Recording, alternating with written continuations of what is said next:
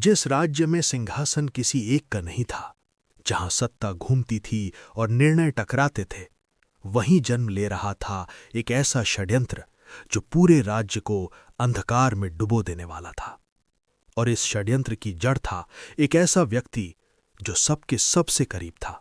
Fantasy story Hindi में आपका स्वागत है, जहां जादू, साहस और कल्पना से जन्म लेती हैं राजाओं, राजकुमारियों और वीर योद्धाओं की अद्भुत कहानियां। अगर आपको ऐसी ही कहानियां पसंद हैं तो चैनल को लाइक और सब्सक्राइब जरूर करें। अब बढ़ते हैं कहानी की ओर। बहुत प्राचीन समय की बात है। उत्तर दिशा में बसा था एक समृद्ध और शांत राज्य, आर्यावर्त। आर्यावर्त की सबसे अनोखी बात यह थी कि वहां एक नहीं 7 सिंहासन थे।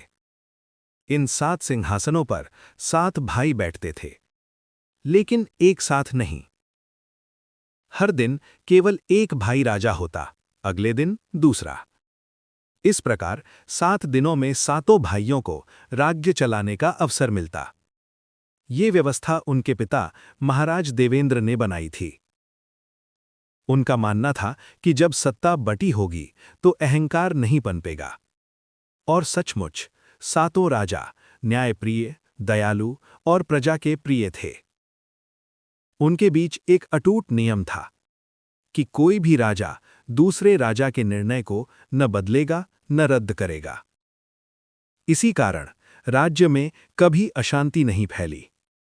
प्रजा निश्चिंत थी, व्यापारी खुशहाल, किसान सुरक्षित। लेकिन हर उजाले के नीचे एक छाया होती है। 7 सिंहासनों के नीचे भी एक व्यक्ति था जो इस व्यवस्था से जलता था। उस व्यक्ति का नाम था महामंत्री वज्रसेन। वो वर्षों से 7 राजाओं की सेवा कर रहा था। दरबार में वो विनम्र था, मुस्कुराता था, हर आदेश पर सिर झुकाता था। लेकिन उसके मन में एक ही सपना पल रहा था कि ये राज्य 7 का नहीं, केवल एक का होना चाहिए, और वो मैं होना चाहिए। समय बीतता गया। 7 राजाओं के यहां 6 राजकुमार पैदा हुए। लेकिन सबसे छोटे राजा, राजा अनिरुद्ध के यहां एक पुत्र नहीं, बल्कि एक पुत्री ने जन्म लिया। उस कन्या का नाम रखा गया राजकुमारी आर्या। सुंदर, तेजस्वी और असाधारण बुद्धि वाली। पूरा राज्य उत्सव में डूब गया। लेकिन राजा अनिरुद्ध की रानी चुप थी। उसके मन में भय था। कल जब सिंहासन स्थायी होगा, तब मेरी बेटी का क्या होगा? और इस भय को सबसे पहले समझा महामंत्री वज्रसेन ने।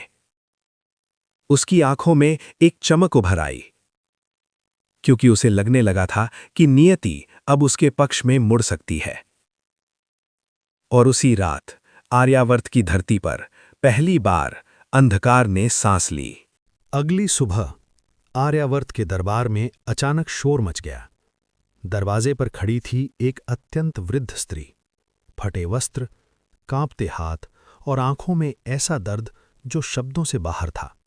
वो रोती हुई बोली, महाराज, न्याय दीजिए। उस दिन सिंहासन पर राजा देवव्रत बैठे थे। राजा ने तुरंत उसे आगे बुलाया। मां, बताओ, 7 सिंहासन वाले इस राज्य में तुम्हें किसने दुख पहुंचाया? वृद्धा कांपती आवाज में बोली, मैं नदी किनारे अपनी बेटी के साथ रहती थी। आज भोर में नदी से एक हरा सींगों वाला राक्षस निकला और मेरी बेटी को खींचकर अपने साथ ले गया। दरबार में एक सन्नाटा छा गया। 7 राजाओं की व्यवस्था में आज तक ऐसा अपराध कभी नहीं हुआ था। राजा देवव्रत ने कड़क स्वर में कहा, महामंत्री वज्रसेन, तुरंत जांच करो। महामंत्री ने विनम्रता से सिर झुकाया, जैसा आज्ञा महाराज। लेकिन उसके भीतर कुछ और ही चल रहा था। वज्रसेन सैनिकों के साथ नदी तक पहुंचा। पानी शांत था, बहता हुआ, निर्दोष। गोताखोरों ने पूरा नदी तल छान मारा। कुछ नहीं मिला, न कोई निशान, न कोई शव। वज्रसेन निराश लौट आया। दरबार में उसने कहा, महाराज, मुझे लगता है ये वृद्धा झूठ बोल रही है। वृद्धा चीख पड़ी, मैं झूठ नहीं बोल रही। उसके सींग थे, लाल वस्त्र, उसकी आंखें आग जैसी थीं। महामंत्री ने सहजता से मुस्कुराते हुए कहा, यदि ऐसा राक्षस होता तो कोई न कोई प्रमाण जरूर मिलता। राजा देवव्रत कुछ क्षण सोचते रहे, फिर बोले, जांच जारी रहेगी। मां, तुम राज्य की अतिथि हो। वृद्धा चुप हो गई, लेकिन महामंत्री के मन में एक अजीब सी हलचल थी। सूरज ढल चुका था। वज्रसेन अकेला फिर से नदी किनारे गया। गुस्से में वो बुदबुदाया, काश ये राक्षस सच में होता तो मैं उससे समझौता कर लेता। अचानक पानी में हलचल हुई। नदी के बीच हरे रंग की एक विशाल आकृति उभरी। सींग, लाल वस्त्र, भारी शरीर। वज्रसेन का खून जम गया। राक्षस की गूंजती आवाज आई, तुम मुझे खोज रहे थे महामंत्री? वज्रसेन कांपते स्वर में बोला, तुम कौन हो? मैं हूं कालदंष्ट्र, नदी का स्वामी। महामंत्री की आंखों में डर और लालच एक साथ चमक उठे। यदि तुम मेरी मदद करो और इन 7 राजाओं को हटा दो तो मैं तुम्हें जो चाहो दूंगा। राक्षस हंसा। उसकी हंसी से नदी कांप उठी। मुझे चाहिए युवा रक्त, हर दिन। महामंत्री ने एक पल सोचा, फिर सिर झुका दिया। मैं वचन देता हूं। कालदंष्ट्र नदी में समा गया और उस क्षण आर्यावर्त के भविष्य पर अंधकार की मुहर लग गई। उस रात महल की ऊंची मीनारों पर दिए जल रहे थे, लेकिन महामंत्री वज्रसेन के मन में अंधेरा उतर चुका था। वो अपने कक्ष में अकेला बैठा था। बार बार नदी की लहरें और कालदंष्ट राक्षस की हंसी उसके कानों में गूंज रही थी। हर दिन युवा रक्त, वज्रसेन ने धीरे से बुदबुदाया। उसकी मुट्ठी अपने आप भिंच गई। अचानक कक्ष में ठंडी हवा चली। दिए कांपने लगे और अगले ही पल वज्रसेन के सामने एक काली धातु की अंगूठी जमीन पर आ गई। अंगूठी के बीच लाल पत्थर जड़ा था जो दिल की तरह धड़क रहा था। उसी समय कालदंष्ट की आवाज हवा में गूंजी, ये मेरी निशानी है महामंत्री। इसे पहनकर तुम मनुष्यों के मन बदल सकोगे। वज्रसेन ने हाथ कांपते हुए अंगूठी उठाई। जैसे ही उसने अंगूठी पहनी, उसकी आंखों के सामने दृश्य बदल गया। वो सिंहासन पर बैठा था। 7 राजा उसके सामने घुटनों पर थे। उसके होठों पर क्रूर मुस्कान फैल गई। ये शक्ति अब मेरी है। इसी महल में एक और युवक था जिसकी आंखों में अभी भी सच्चाई बची थी। महामंत्री का पुत्र वीरांश। वीरांश राजकुमारों के साथ पला बढ़ा था। उसका हृदय शुद्ध था, निडर और न्यायप्रिय। उसने देखा था कि पिछले कुछ दिनों से उसके पिता बदले बदले से हैं। रात को घर लौटते समय उनकी आंखों में वो चमक थी जो सामान्य नहीं थी। उस रात वीरांश ने एक निर्णय लिया। जब वज्रसेन घोड़े पर सवार होकर महल से निकला, वीरांश चुपचाप उसके पीछे चल पड़ा। चांदनी रात थी। नदी की ओर जाता रास्ता सन्नाटे से भरा था। वीरांश ने देखा, उसका पिता नदी किनारे रुका, फिर 3 बार जमीन पर लाठी पटकी। कालदंष्ट, कालदंष्ट, कालदंष्ट। वीरांश की सांस थम गई। नदी उफन पड़ी और वो हरा राक्षस फिर प्रकट हुआ। वीरांश झाड़ियों में छिपा सब सुन रहा था। 7 दिनों में 7 सिंहासन गिरेंगे, कालदंष्ट गुर्राया। और बदले में वज्रसेन ने पूछा, रक्त और 7वें राजा की बेटी राजकुमारी अनायरा। वीरांश का दिल बैठ गया। अनायरा, जिसे वो मन ही मन चाहता था। उसने मुट्ठी भींच ली। नहीं, ये नहीं होने दूंगा। राक्षस के जाते ही वीरांश झाड़ियों से निकल आया। पिता, वज्रसेन चौंक गया। तुम यहां कैसे? वीरांश की आवाज कांप रही थी। मैंने सब सुन लिया है। आप देश को एक राक्षस को सौंप रहे हैं।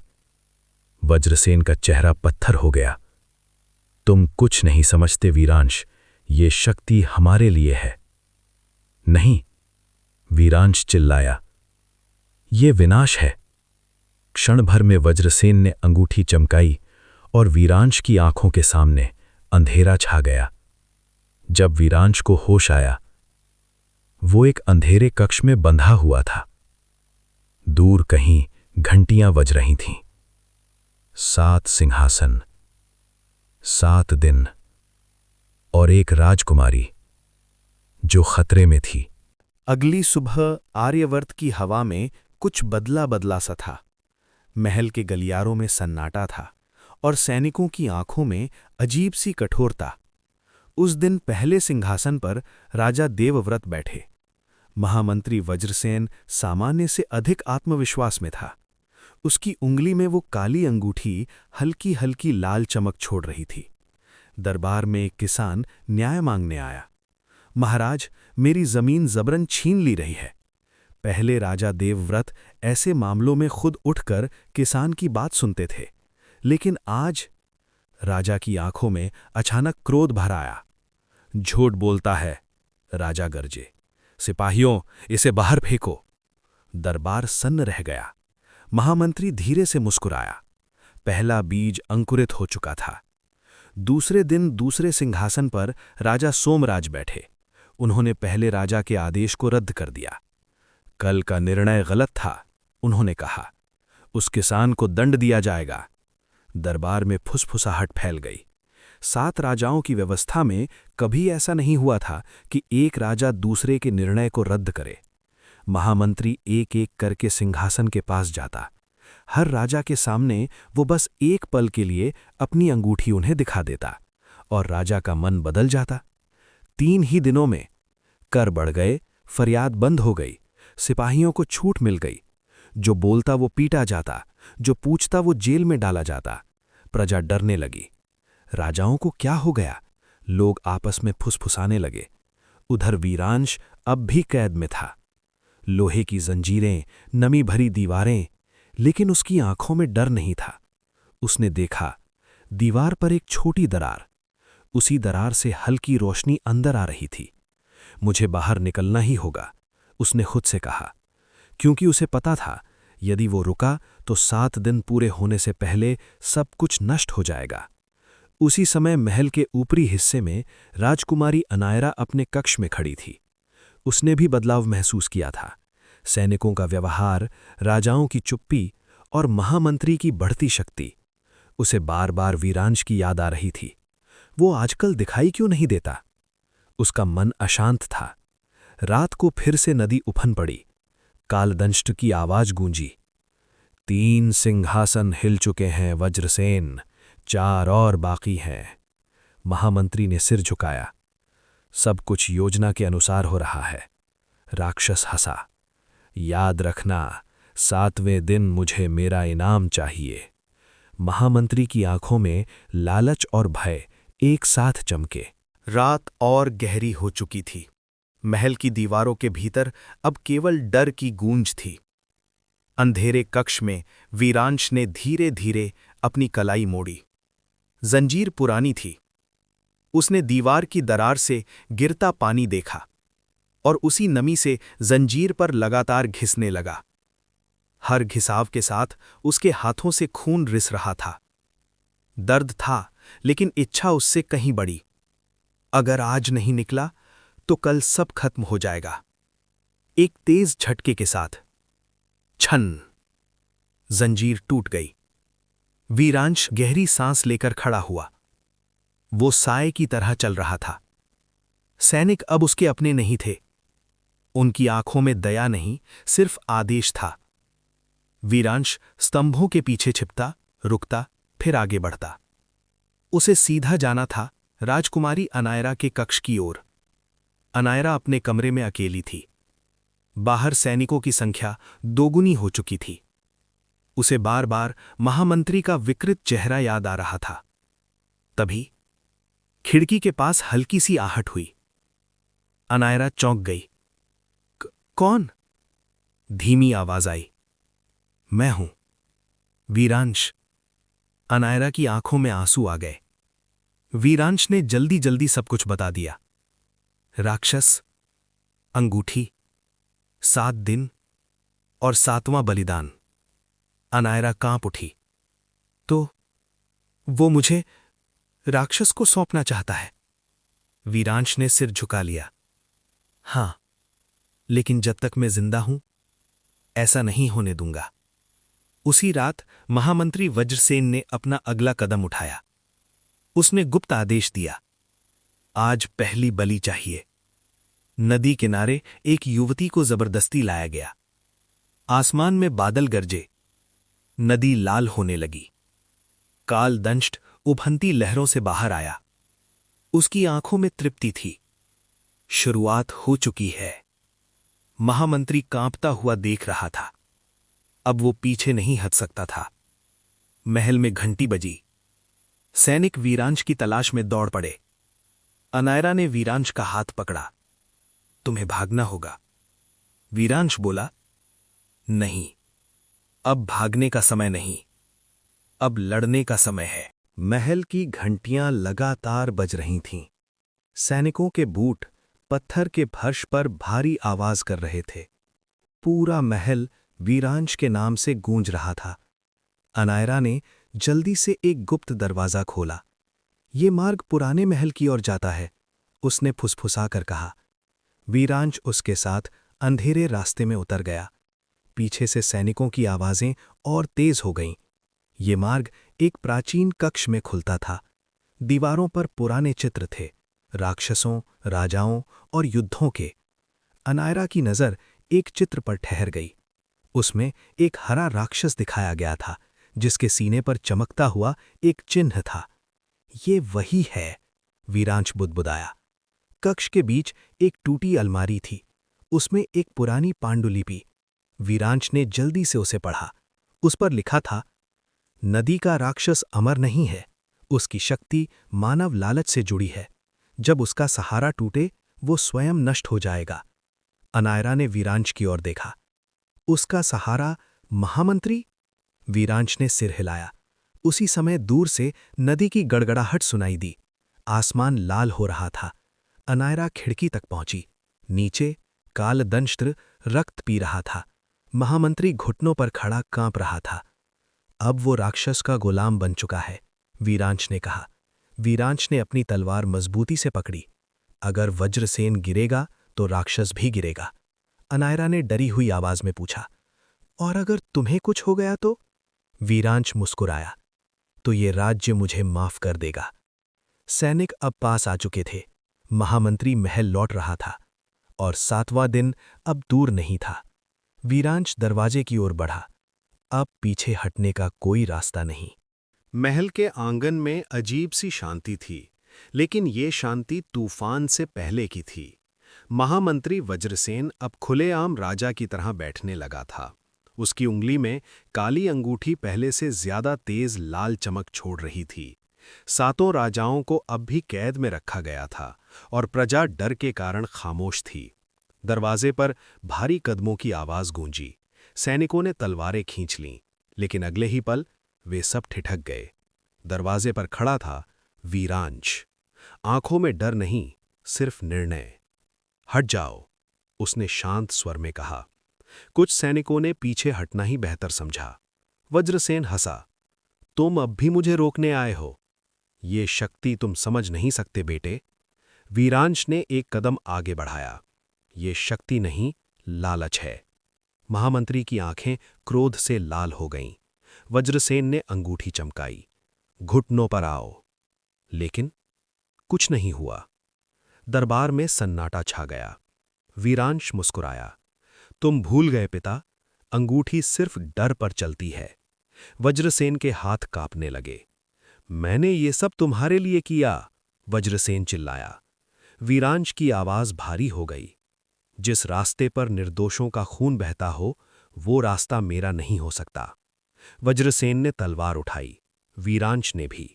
दोनों के बीच एक क्षण का सन्नाटा, फिर टकराव। धातु की आवाज पूरे कक्ष में गूंज उठी। कुछ ही पलों में वीरांश ने वज्रसेन की तलवार छीन ली और तलवार उसकी गर्दन पर रख दी। अंगूठी उतारो। वज्रसेन टूट चुका था। कांपते हाथों से उसने अंगूठी उतार दी। वीरांश ने अंगूठी को पत्थर पर दे मारा। छन, पत्थर टूट गया। उसी क्षण दूर नदी से भयानक चीख सुनाई दी। कालदंष्ट्र नदी से उछला। उसका शरीर कांप रहा था। तुमने मेरा सहारा तोड़ दिया। उसकी आवाज कमजोर पड़ रही थी। अंगूठी टूटते ही पूरे आर्यवर्त में कुछ बदल गया। हवा तेज हो गई, दिए बुझने लगे और नदी मानो पागल हो उठी। कालदंष्ट्र नदी से बाहर आया, पहले से कहीं कमजोर। उसकी हरी चमड़ी अब फीकी पड़ चुकी थी। उसकी दहाड़ अब डरावनी नहीं, दर्द भरी थी। तुमने मेरा आधार तोड़ दिया। उसकी आंखें वीरांश को खोज रही थीं। वीरांश नदी किनारे पहुंचा। उसके साथ कुछ सैनिक और राजकुमारी अनायरा थी। राक्षस ने उसकी ओर देखकर कमजोर हाथ उठाया। तुम्हें मेरी जगह लेनी थी। वीरांश ने तलवार उठाई। नहीं, मुझे तुम्हें यहीं रोकना है। कालदंष्ट्र ने अपनी आखिरी शक्ति जुटाई। नदी का पानी ऊपर उठ गया। लहरें आसमान तक पहुंचीं। सैनिक पीछे हट गए। अनायरा चिल्लाई, वीरांश! वीरांश डरा नहीं, वो आगे बढ़ा। लहरों के बीच कूद पड़ा। एक क्षण के लिए सब कुछ थम गया। फिर तलवार राक्षस के सीने में धंस गई। कालदंष्ट्र की आंखें फैल गईं। एक भयानक चीख के साथ राक्षस नदी में डूब गया। पानी शांत हो गया। आकाश साफ, मानो कुछ हुआ ही ना हो। महल में 7 राजाओं को मुक्त किया गया। उनकी आंखों में पश्चाताप था। हम अंधे हो गए थे, एक राजा बोला। प्रजा फिर से सड़कों पर आई। डर की जगह आशा ने ली। अनायरा ने वीरांश की ओर देखा। राज्य तुम्हारा ऋणी है। वीरांश चुप रहा। उसकी नजर दूर बहती नदी पर थी। आर्यवर्त में आज एक अलग ही सुबह थी। न तो डर था, न चीखें, सिर्फ खामोशी और सोच। 7 राजा फिर से सिंहासन पर बैठे, लेकिन इस बार उनके चेहरे पर अहंकार नहीं था।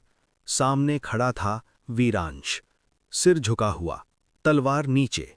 राजा देवव्रत बोले, वीरांश, तुम्हारे पिता ने राजद्रोह किया और राजद्रोह की सजा मृत्यु है।